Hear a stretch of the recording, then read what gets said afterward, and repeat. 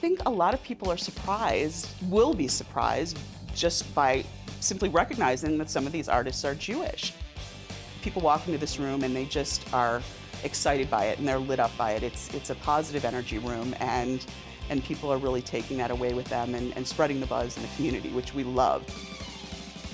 This is called Jews Who Rock, and it's basically a musical history tour, if you will, looking at over 60 years of Jews in rock and roll. We selected images and panels and customized it specifically for the Jewish Museum Milwaukee space. One of the things that I think this exhibit does is it really shows the breadth of Jewish belief and practice that you have. Generally, when we're talking about Jews, you have a more formal religious kind of impression of them. In this exhibit, you see Jews who are secular, who are cultural, who have Jewish parentage but don't really practice much in terms of religious practice through these famous personas. And to me, that's a really, really interesting part of this exhibit. You've got rare photographs, you've got certainly biographical text panels and labels, some compilation pieces with different CDs, cassette tapes, photographs. We've got books, we've got albums, we've got Kiss action figures, what could be better? So we have a little bit of everything. The idea is actually to present something that is not typically thought of being a Jewish topic. Jews Who Rock is not necessarily something you would think, Jews Who Rock, ? And so the thought was, what can we do that's really different?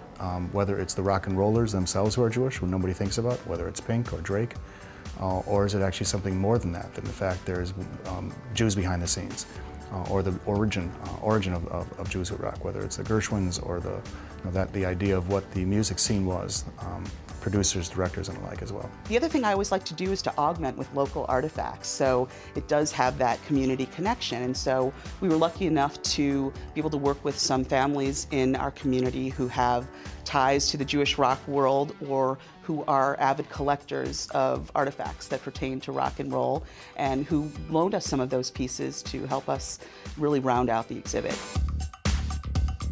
One of the local pieces that we have that really is rather exciting is a Moog Mini Voyager synthesizer. And this was loaned to us by a local music producer by the name of Michael Kohler.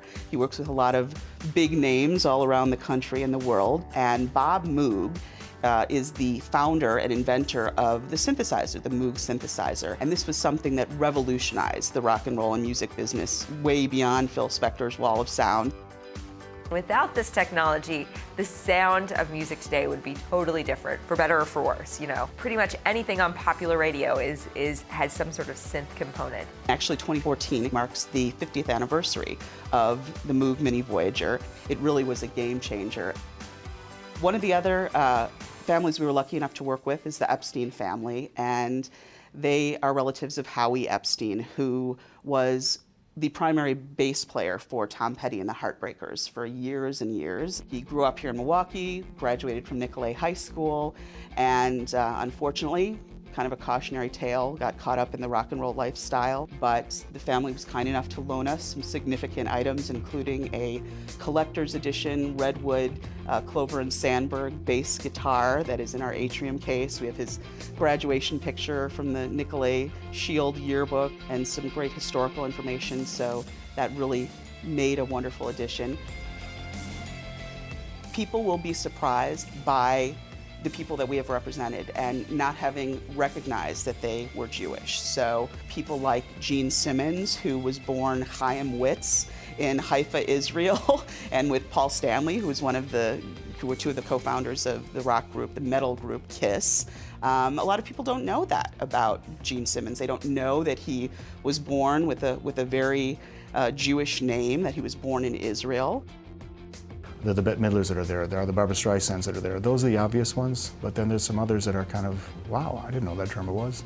I didn't know that lead guitarist was. And that's fun to see. We partnered with 53rd Street School through a program called Arts at Large. 53rd Street School is this school that has so many questions about Jews and Jewish people, and we spent a lot of time on Jewish identity and who are the Jews. Then they went back to their school and worked in teams, and they picked 4 contemporary artists. They focused on Pink, Mac Miller, Drake, and Adam Levine from Maroon 5. They created these beautiful records, and they actually took records and record album covers and created collages and pieces to kind of represent the artists that they were working with. And it's such a lovely kind of entryway into the gallery.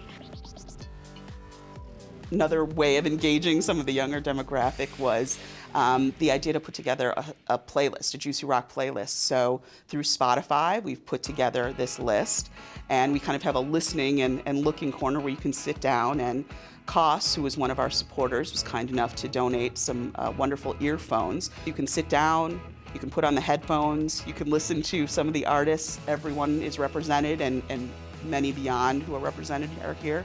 It's a nice interactive corner that you can come and listen as well as look.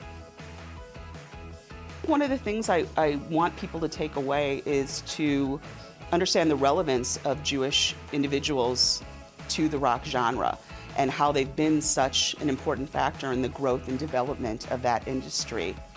I think it's important to recognize that music is very much a part of Jewish culture and heritage, and has been since antiquity. The Jewish people are known as the people of the book, or the written word, versus the image. So when you think about what role words and lyrics play in the development of music, it's a natural connection. So to be able to make those ties historically, and to be able to look at, consistently throughout time, the role that Jewish individuals and communities have played in music, and specifically in the development of the rock genre, I think that's an important lesson for our community, and not just the Jewish community, but the greater community, to be able to walk away with. It's not just the lead singers and the guitarists and the bassists and the drummers that make up music, but it's the people in the background, the people who are producing, the people who are doing things like coming up with new music technology that really have impacted our way of listening to music. I like the idea that we can not necessarily talk about doom and gloom Judaism. That's a lot of Jewish history. It's a pretty cool thing to sometimes have something that's just really fun to celebrate, and fun to just simply enjoy what you're celebrating. And that's what the show really, really is. It's just a phenomenal display of, wow, look what we did. Look at the contribution we made.